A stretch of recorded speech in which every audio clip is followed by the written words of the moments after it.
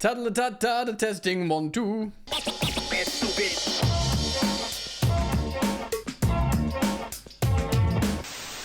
Hello friends, what's popping? A good day for football with Arsenal and Man City losing in the Premier League to teams they should be beating, Newcastle and Bournemouth respectively. But today we're speaking about Chelsea. We're speaking about actually some potential transfers in general. Generally I want to speak a lot about transfers because there's talks about Adeyemi. There's an exclusive, would you Adam and Eve it, from Footy Insider. And we're going to speak a little bit about something on Benoit Badiashile, who might be winning some people back over Big Ben, the French centre-back, and he could leave, interestingly. And Romano speaking about Ruben Amorim and speaking about Gyokeres and how he doesn't want to take any players from Sporting. Does that give Chelsea a free run at the superstar striker? And is he a player we want?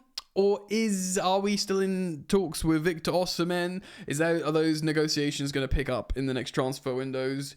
Lots to get into, and maybe we can speak a little bit about, is Chelsea in a title race if we beat Man United? Terribly exciting stuff. Guys, thank you for joining me. As always, I really do appreciate your support here on the channel. And you can do this super simply by just dropping a like and subscribing. Also, worth mentioning, I've uploaded today speaking about in detail Arsenal and Man City's losses. Oh, there it is on the second channel, Football Yannick. So if you want to hear my thoughts on the non-Chelsea stuff and just ripping into Arsenal, go check that out and subscribe. All right, let's get into it. First of all, let's start with Victor Gyokeres. Is it Gyokeres? The G is silent, I think. It's not Gyokeres. I swear it's Gyokeres.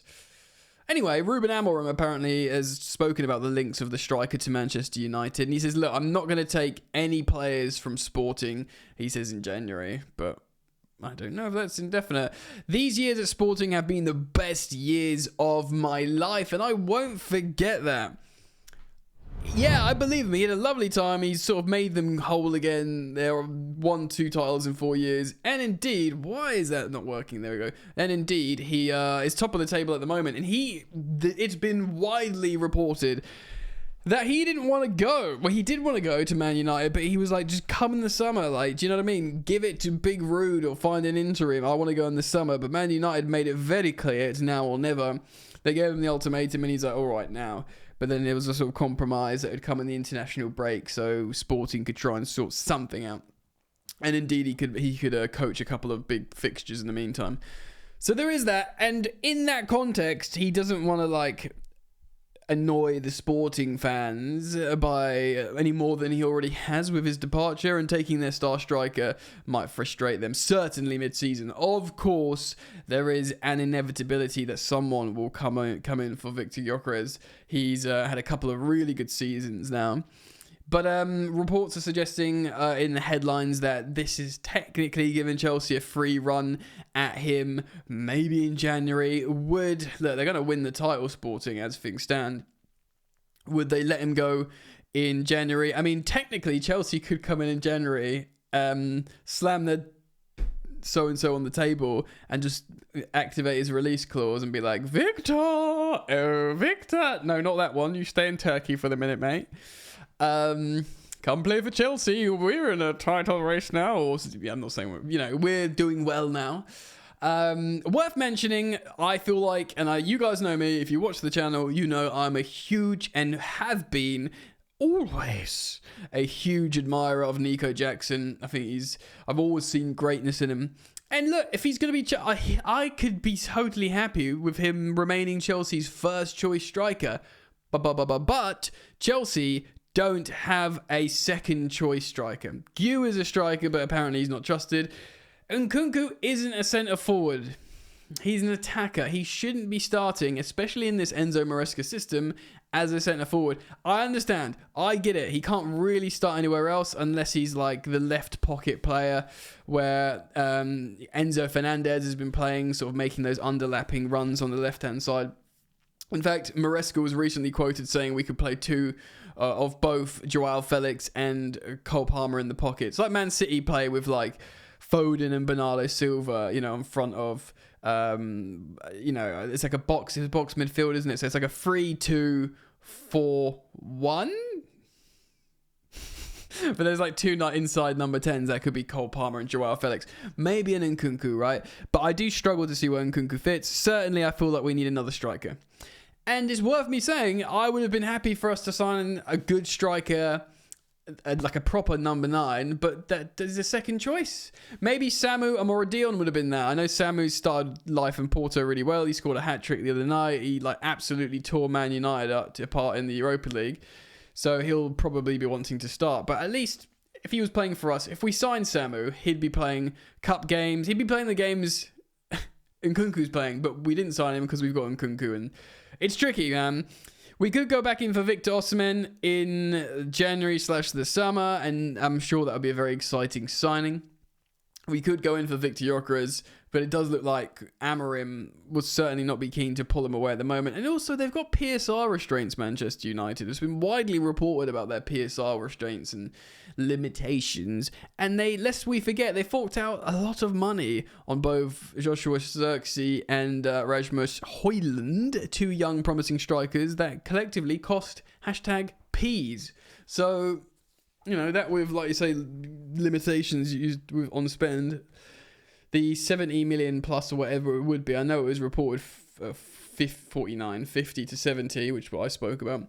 It's probably going to be closer to 70, so let me know what you think about the striker situation. Even if you're really happy with Jackson like me, I imagine many of you will be like, yeah, but it's not enough, and Nkunku isn't a striker.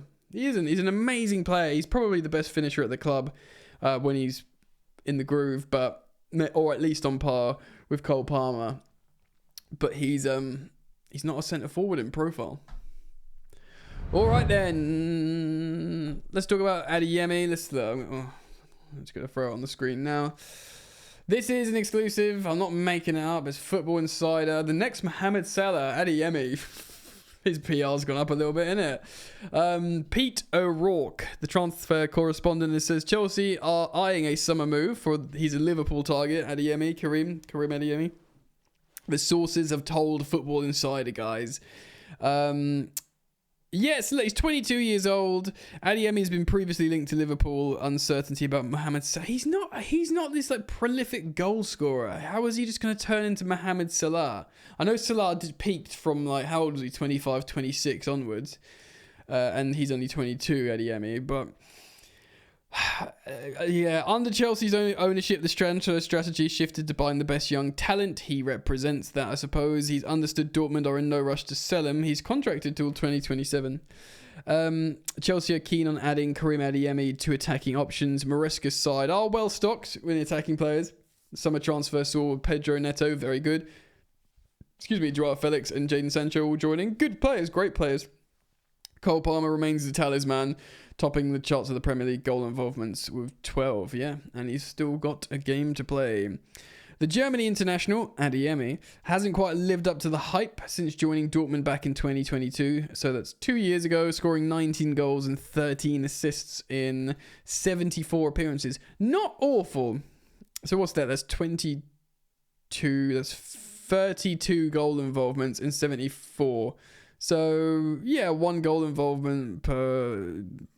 Yeah, it's not quite a 1 and 2, is it? But it's not awful for a winger.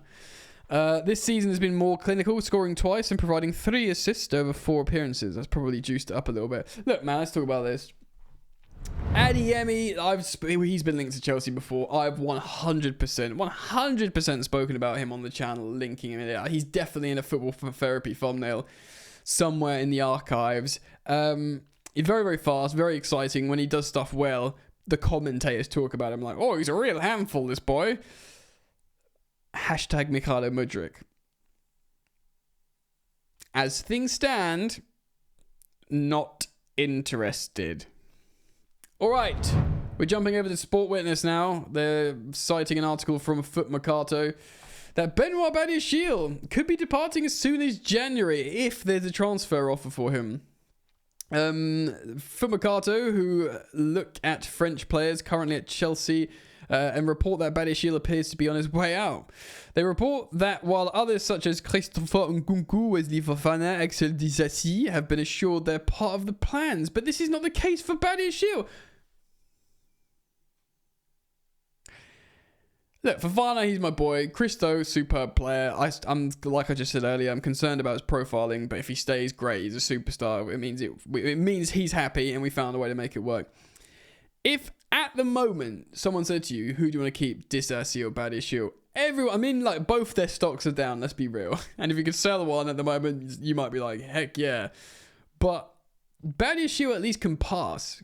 And you might, previously you might be thinking, well, Disasi's versatile. He can play right back. No, he can't. He can't play right back. He's terrible there. The horizon is much foggier for the 23-year-old Benoit Badiashile, who's now considered the last option in Chelsea's defensive hierarchy. I think Trevor Chalobah's that at the moment. He has not been able to establish himself since joining the Blues in January 2023 and has only managed 37 minutes in the Premier League this season. That's because left centre-back has been dominated by superstar Levi Colwill.